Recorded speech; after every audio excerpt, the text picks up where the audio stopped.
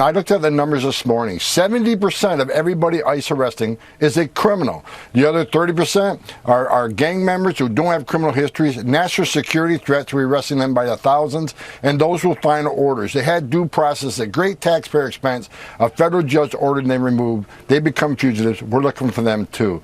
So how do we send that message? We send the message by looking at the numbers again this morning. We got a historic number of prosecutions for 111. That is impediment, assault, interference. So if they cross that line, you throw a stone, you're going to jail. You put hands on an ICE officer, you're going to jail. You make a threat, either online or in person, you're going to jail. And President Trump has made it clear to me over a month ago, zero tolerance.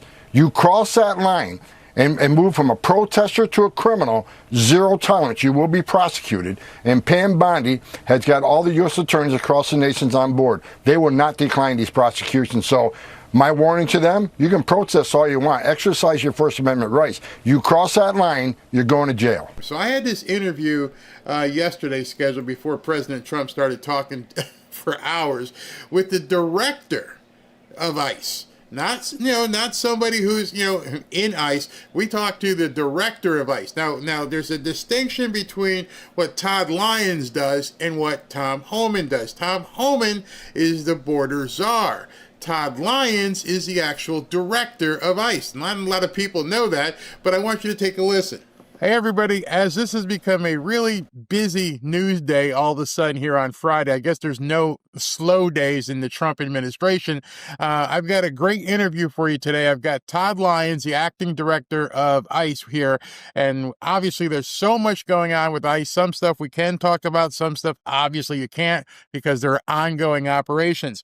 Thank you, Mr. Lyons, for taking the time to come in right now. Oh, no, thanks for having me. I appreciate it. One of the questions I got to have right off the bat is I'm looking at your title and I've seen what the Democrats have done and they've slow walked so many different things right now in terms of being able to have President Trump's nominations confirmed. How long are you allowed to be a acting director of ICE versus actually getting confirmed, or is that not what your job is going to be? No, actually, so I am a career law enforcement officer. I'm not a political appointee. So, I'm serving at the will of the president right now, making sure that the men and women of ICE have a solid law enforcement leader while they look for a permanent senior leader to confirm, right? So my day job, if you will, I'm the executive associate director of enforcement and removal operations. So I'm the head of ERO, which is the deportation side, deportation officers. And right now I have the privilege of serving Secretary Noem and President Trump as the acting position. And I can serve in this position as long as they need to till they get the right person in front of the Senate. So it doesn't expire like, who expires? Somebody, Alina Habba's job expired after 120 days. You can stay as long as he needs you. Yep, they can do that and they can add extensions to it. So for me, like I said, it's a very privilege to lead the men and women of ERO, Homeland Security Investigations, as well as our principal legal advisors, our lawyers. Men and women of ICE are great. And I've been with ICE for almost 19 years now. Oh, wow. I started at the lowest level. So it's great to come up through the ranks. And, I kind of know what the men and women need. I know the mission inside and out. So it really gives me the privilege to kind of not only serve the president, but to move the agency forward and make sure we are that premier law enforcement agency that we've always been set up to be, and making sure that we're helping the president make America safe again. And how does the workflow or the flow chart here? Obviously, Kristi Noem is the director or secretary. Are you and Tom Homan in a lateral position? Is his a completely different? Is he outside of ICE? I just trying to figure out who does what and how does this work? Sure. No. So Mr. Homan is the border czar. He works directly for the president. He definitely consults with the president on all immigration matters, all border related stuff. So you can say my main boss is Secretary Noem. She's the head of Homeland Security. And then our component heads are all under her.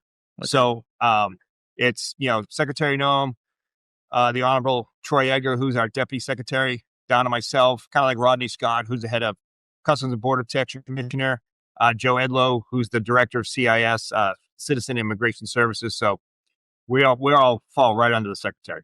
Great. So I just wanted to get that out of the way because I'm sure I'm going to get a lot of questions about that. So let me go into some big news that happened today, which is ongoing. So obviously you can't get too deep into it, but we saw the restaurant yesterday, some buffet restaurant, and now this morning, the Hyundai plant in Georgia was raided, and it ended up being, I guess they're calling it the biggest raid thus far at a single place. Over 400, close to 500 people were found. We're following a massive ICE raid at a Hyundai plant in Georgia. Officials say roughly 450 undocumented migrants were apprehended.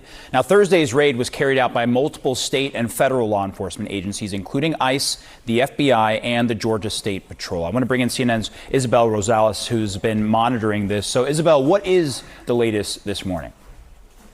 Omar, good morning. With more than 450 people apprehended, this marks what appears to be one of the largest ICE raids at a single site in the 22-year history of this agency. Now, here's what we know. This happened at the Hyundai Meta plant site. This is in Ella Bell, Georgia. This is just 25 miles or so west of Savannah. And according to the Associated Press, this raid stopped construction of this factory that's being built to produce batteries for electric vehicles. This same site, this same project, this was touted by Georgia's Governor Brian Kemp, who called it the largest economic development site in the state's history.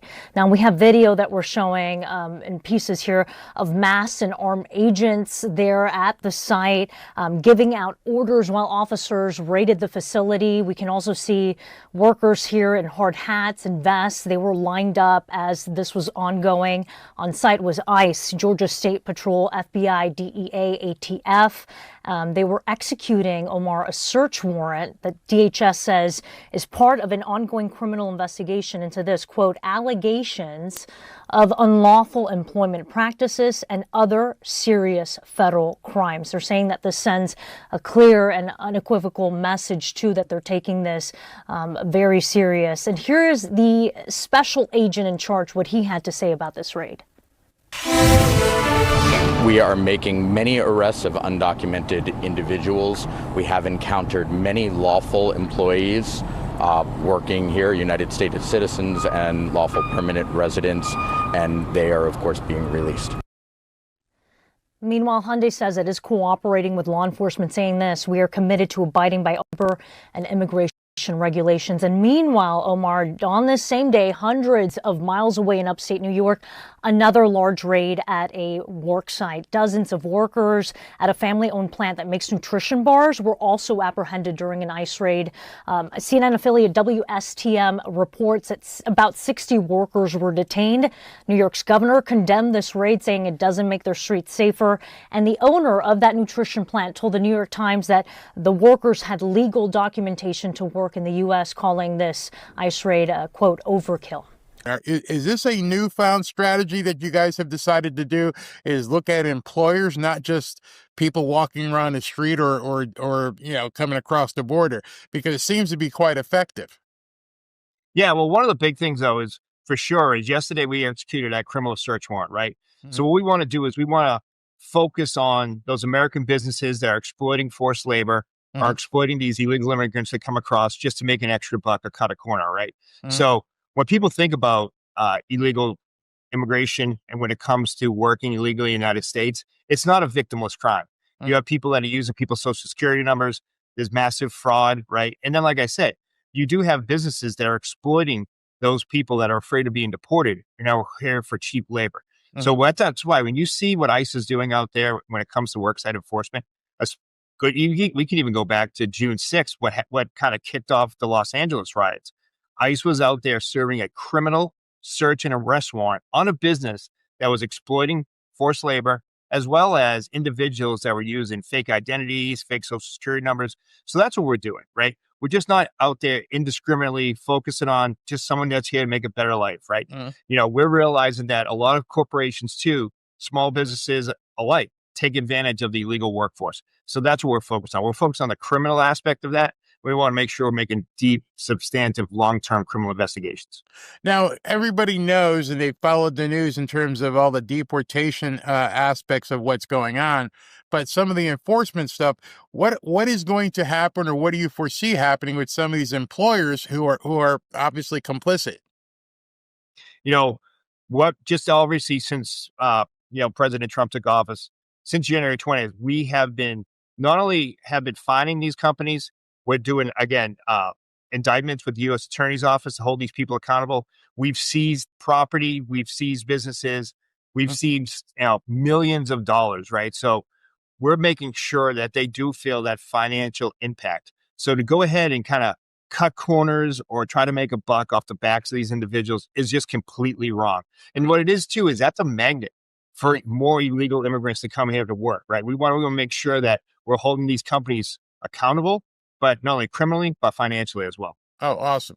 Now, we've heard the term, how do the Democrats define sanctuary city, and how are you guys defining sanctuary city?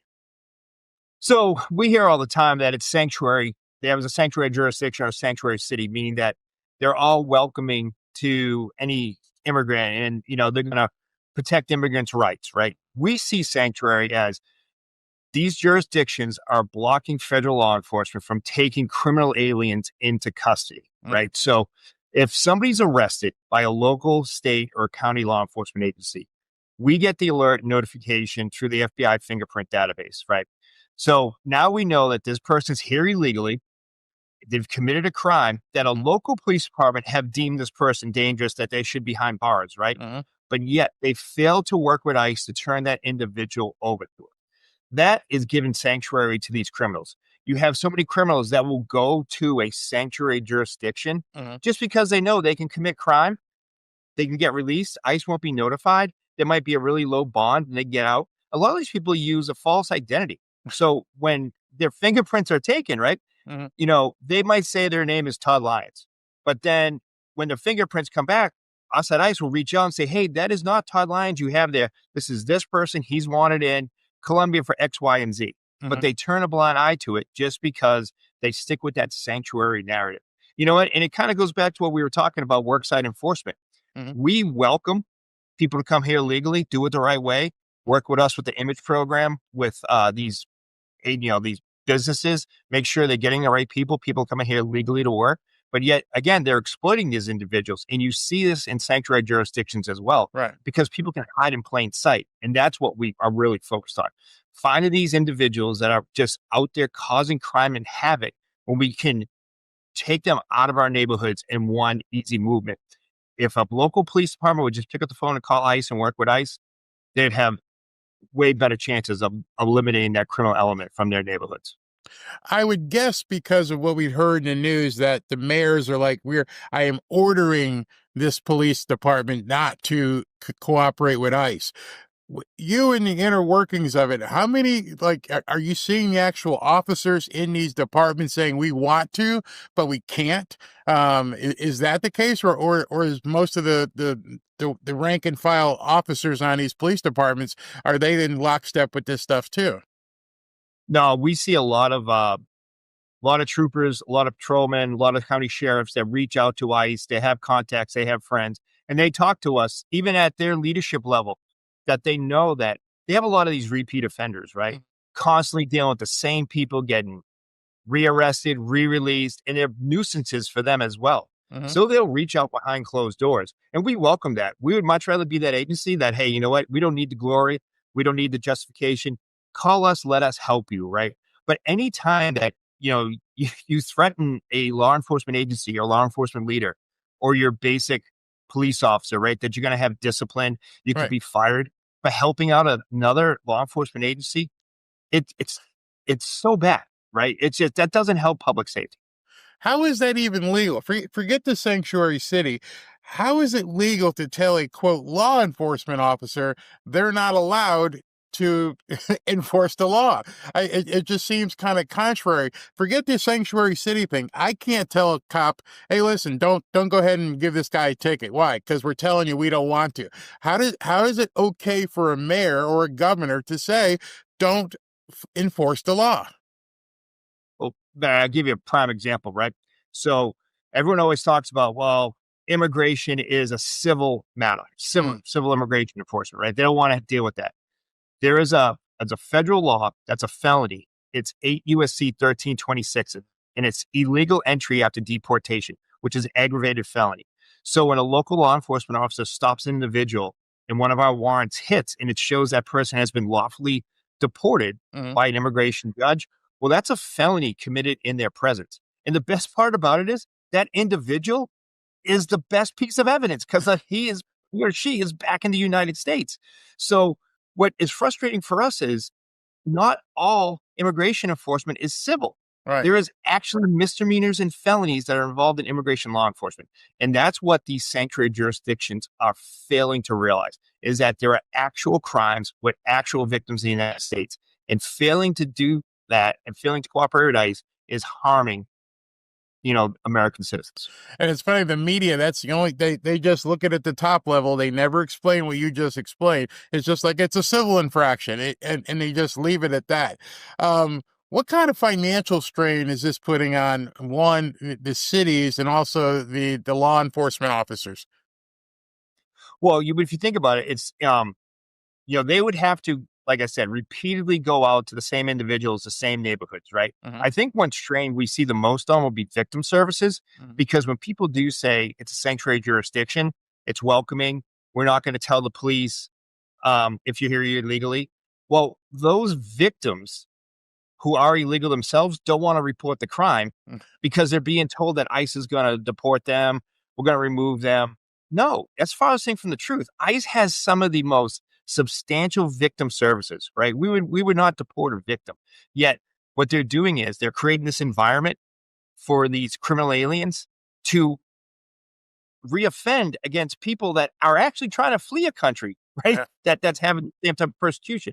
So you see that. You see the draw where under the last administration, if you were in proceedings, if you will, with ICE, right, that you were eligible for benefits, whether that was like state-run hotels, shelters, Medicare, welfare, things like that, right? So that does put a huge strain because, if you think about like the homeless veteran population, if your shelters are all taken up with illegal aliens that are coming here because they know they won't be reported to ICE, or they don't have to worry about being fear deported, that's going to put a strain on your infrastructure that are programs that are made to help U.S. citizens. The Democrat opposition to all of this, and nobody seems to have the reasoning. Is it the votes? Is it they do have I don't know what it is. Why do they want so many of these people in the country? And you may not even know, but I just wonder if you could wager a guess as to what is the intoxicating love affair with so many people weren't supposed to be here. Honestly, I don't know the reason behind that, right? You hear so many different things. You hear like it might affect the census. It could affect voting. I will tell you one thing I'm really proud of is Homeland Security investigations. We work with our other federal partners, and we've identified several really high criminal cases of people that have voted illegally, right? And that's what we're here to do as well. So there could be many draws to it. But to your point, there's so much of the media, though, that placate to these people. And I'll give you another example, right? We see all the time, like, this man, like a story from when I was a field office director in Boston, said Boston man had a problem with his driver's license and went to court, and agents in black SUV swooped in and arrested him. Well, the story that they left out was the man had a problem with his license because it wasn't his license. He was a deported felon. He was using a fake name, and he was wanted for fentanyl distribution. But that doesn't fit the narrative of the media, right? Right. The narrative is that we are out there causing havoc, arresting innocent people. It's the farthest from the truth. If you look at our data and numbers, we have stuck with what President Trump wanted, what the American people wanted. They want the worst of the worst arrested. And that's what we've been doing this whole time. It's funny because you just mentioned of going in with the black SUV. One of the other problems they're having is that people are masked. And as far as I can remember, even going back probably into my collegiate days, I always knew when there was an undercover investigation or something, some sort of interdiction, when it was very, very important to keep the privacy of the people involved, whether it was through informants or whatever. They would have masks on. What is the big problem today with them crying and crying and crying about people being masked? Well, and I tell you what, the frustrating thing on that is they're kind of twisting that on us, right? You never really heard them crying about when Antifa was out there causing riots, right? If you look at our own Portland riots right now, where they're protesting ICE officers nightly throwing Molotov cocktails, rocks, every one of those people are masked for fear of being recognized, right? Right. The problem is, if you looked at the beginning of the Trump administration this time and you looked at the last administration, ICE agents weren't wearing masks. We didn't have to. But the way technology is nowadays with AI, with someone, and when we were younger, we didn't. Not everyone had a cell phone, but nowadays everybody has a cell phone, right? And they could just snap a picture, snatch a video, and with some reverse engineering technology, they can identify the officers. Not even ICE officers, any officer that's out there on the street. And when they start putting their information out there, when you have elected officials saying that ICE officers and their families shouldn't have any rests, right? If their kids' Instagram are being posted, that's why they're wearing masks. I'm not a fan of it, right? We're all extremely proud of the work, but I'm not going to tell the men and women not to do it if that's going to keep them and their families safe. And what really hurts us, when we have elected officials that are calling on the doxing of ICE agents and their families, right? That's wrong. Now, I saw, and I wanted to get your opinion on this, in Congress, I think it was 2 days ago, the woman who tried to bum rush her way into the facility, she was indicted, and they went through the whole thing, and the Congress wouldn't censure, I guess that's the word. How did you feel about that? I'm like, we got her on film doing it, and we couldn't get the House to go ahead and censure this person. What really frustrates me is how the men and women of ICE feel, right? Because they are sworn law enforcement officers. They are out there enforcing the laws that Congress wrote, right? These are codified laws that have been around forever. So if they have a problem with the men and women of ICE are doing, they can switch it. Any ICE director before me, myself, any ICE leader would work with Congress to have comprehensive immigration reform, change legislation, things like that. But instead, you have elected officials demonizing what the work of the men and women of ICE are doing. And if someone does something against us, like in these type of situations, that we're not going to hold our own elected leaders accountable. For the men and women of ICE, I feel bad because that really hurts our morale, because all they're doing is a sworn law enforcement duty. There's a sworn obligation they have to uphold the law. And, I've always said, it's hard to do immigration enforcement, let alone law enforcement, by executive order. Throughout my career, every 4 to 8 years, we ebbed and flowed how we did it, right? Right. And it was based on executive orders. Right now, you see President Trump writing executive orders that say, follow the law. Right. And that's what we're doing, right? So to me, like I said, it hurts morale, and it's just mind-blowing that, when here are elected officials that aren't standing up for the men and women of ICE or for law enforcement, that really hurts. Speaking of morale, it's bad enough you got to face the idiots on the street. Then you got to face the idiots in Congress who are saying all kinds of things on television. And then you've got a third adversary in these judges. How do the people in ICE keep up their morale when time after time they get these stupid rulings from these judges? They get overturned later, but it's like, how do you keep people from feeling futile? I think the best thing about that is President Trump has our back. Secretary Noem has our back. The Department of Justice has been great partners. You see all the appeals that they've won for us. Alligator Alcatraz is a great one right there, right? I think we know that we're in the right, that we are following the law the way it's written. And yeah, we might have to, win a few legal battles, go through a few appeals. But at the end of the day, what the men and women of ICE are doing is going to be upheld, and it's going to be righteous. So I think really what the morale situation for ICE is the fact that it's skyrocketing because we know we're allowed to do our job again. Yeah. And for so often, right, last administration, they would categorize arrests as us issuing someone a notice to appear, which is like our affidavit or a ticket to show up in court, just to be released. So that's not an arrest. Last administration, they boasted on, hundreds of thousands arrests. It was 100,000 releases, right? Yeah. So now that we're actually allowed to do our jobs and arrest these criminals and remove them, That's what's really keeping the men and women of ICE going. I saw this morning that businesses and the federal buildings in Chicago are being all boarded up in anticipation of what may or may not happen, may be imminent. Obviously, to keep operational security, I'm not going to ask you when or anything like that. But at the same time, what would how can I rephrase this? What would the efforts look like in Chicago with so much animus and so much adversarial stuff coming from the government in Illinois? And also you could probably take that to Portland too, because I saw some unbelievable stuff in Portland where the cops were fleeing. So I'm not asking you to give up any operational security or information, but that's got to be very tough for the guys as well, the guys and women. Or is that something that they're like, let us do our job, we'll take care of it?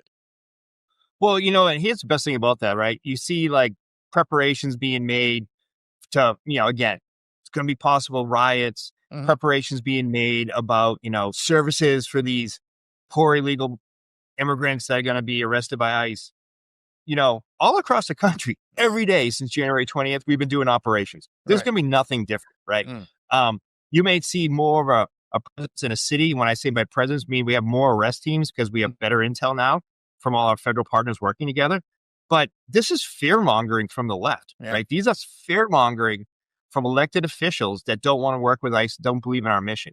I don't think you're going to see a huge uptick. What you're going to see is us doing our job, right? And that's what I'm proud of. Same thing in Los Angeles, right?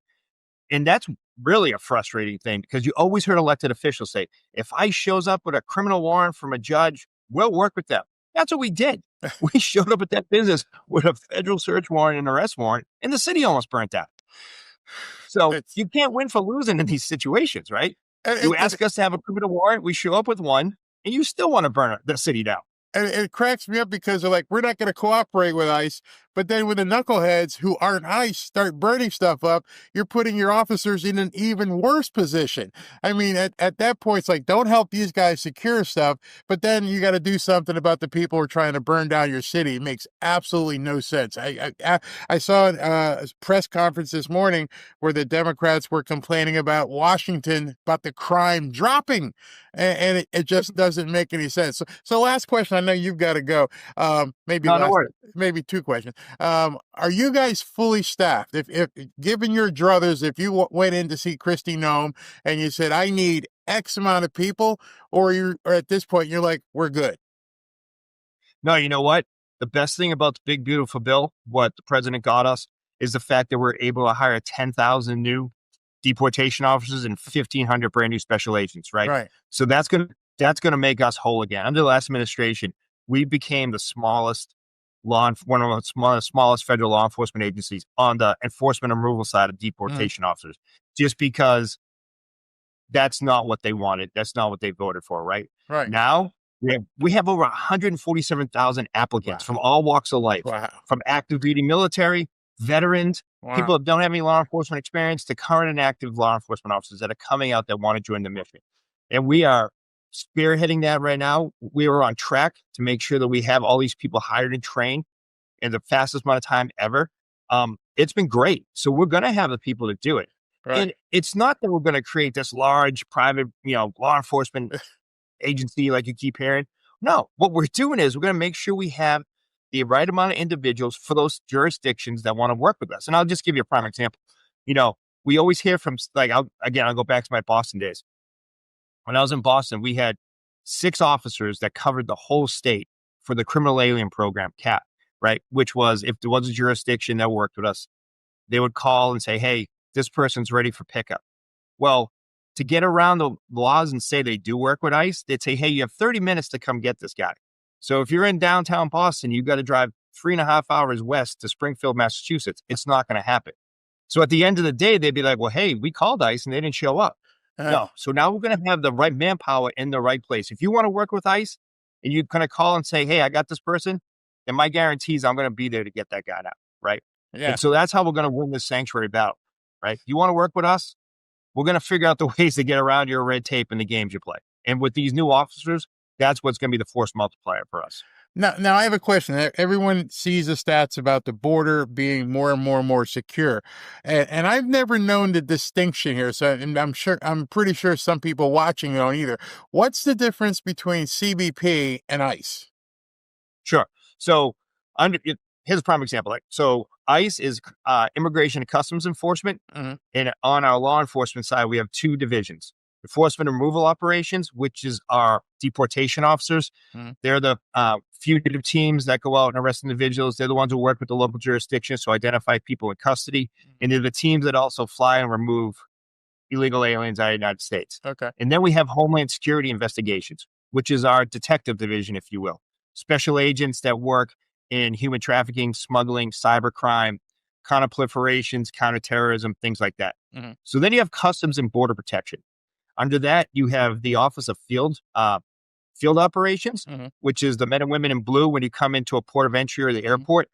So they're the ones who work the ports of entries and customs smuggling like that. And then you have U.S. Border Patrol, BP. So you have the men and women in the green uniform.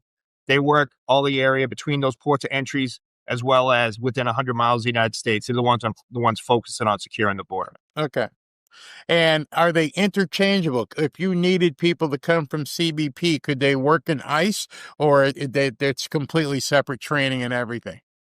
No, it's we all have the basic broad immigration scope training. The Mhm. best thing about it right now is what Secretary Noem is. She has CBP, Border Patrol, Office of Field Operations, all integrated with ICE right now, working on our major city operations. You'll see a whole DHS approach as well as a whole of government approach. We have the ATF, FBI, DEA. All if there's an alphabet agency, they're working with ICE right now. They've Okay. been designated as ICE officers, and they can help us meet the goals of the agency. So when they say, the Democrats say that ICE and the National Guard, they're not equipped to do law enforcement, that's not actually true, is it? No, no. Okay. And what we do is we pride ourselves in the training we give, especially to our National Guard partners. But they're key in helping us secure federal buildings, which you saw in Los Angeles, right? Mhm. But they also help us in processing these illegal aliens. They help Right. us with transportation. They help us with services and intelligence. So they're not out there enforcing laws in the streets. They're helping us side by side in that logistic aspect, which is a huge game changer for us Right. because we're allowed to get those men and women with guns and badges out on the street to meet the needs of all these criminal aliens, as well as the known or suspected gotaways. You think about how many millions weren't identified, right? Yeah. So now that we have so many partners across the U.S., these other local law enforcement agencies under the 287G program, where we deputize them as limited immigration officers, that's a force multiplier for us because they're going to encounter the ones that we didn't get before. Right. And we were so focused on just releasing all these people from port to entries, and Port Border Patrol weren't allowed to do their job. Now we have these local, state, and county law enforcement officers that are kind of our net, right? Our eyes and ears out there. Mhm. And when they do encounter these individuals, they can let us know and we can finally identify these threats. Last question for you. I know I said I do it all the time. I keep saying it, but things pop in my head. So this will be your last question. When No you're worries. sitting down with your team, and I say team, Holman, Christy, everybody, CBP, what would you say your goals are 30, 60, 90 days out? Or do you look even further? I think we kind of take each step of the way, right? Mhm. We go to what's the problem facing us today, end of the fiscal year, end of the calendar year. I Okay. think for all of us, our main goal is we're finding the worst of the worst. Mhm. We're an agency that was born out of 9/11. We want to make sure nothing like that ever happens in the United States again. Mhm. We know that we have known and suspected terrorists here in the United States. We want to find those. Now that the president has designated those cartels as foreign terrorist organizations, we're going to focus our resources on those. And I think what we're going to do is we look holistically in that whole government approach to make sure what the president said and what the American people want, to make America safe again. That's our focus and priority. I think the most enthused thing that I heard from you today was that it's a whole approach, that, Customs and Border Patrol and ICE and probably even the Coast Guard with the interdictions with drugs and smuggling. It's just a whole approach. And I think that should make people feel very, very good. Mr. Lyons, thank you very much. Please stay safe. I know it's crazy out there, and keep talk to your guys, keep that morale up because America's behind them. No, hey, I appreciate you letting me come on. Anytime I get the chance to highlight and brag on what the men and women of ICE do every day, it's an honor for me. So I really appreciate you letting me get out there and kind of stand on my soapbox and let everybody know the great work they're doing. So I appreciate it. Thank you. And when are we going to see you in a press conference? It seems like Kristi Noem and Pam Bondi get all the press. We need to see people like you. I got a face for radio, so you'll hear me on that. All right.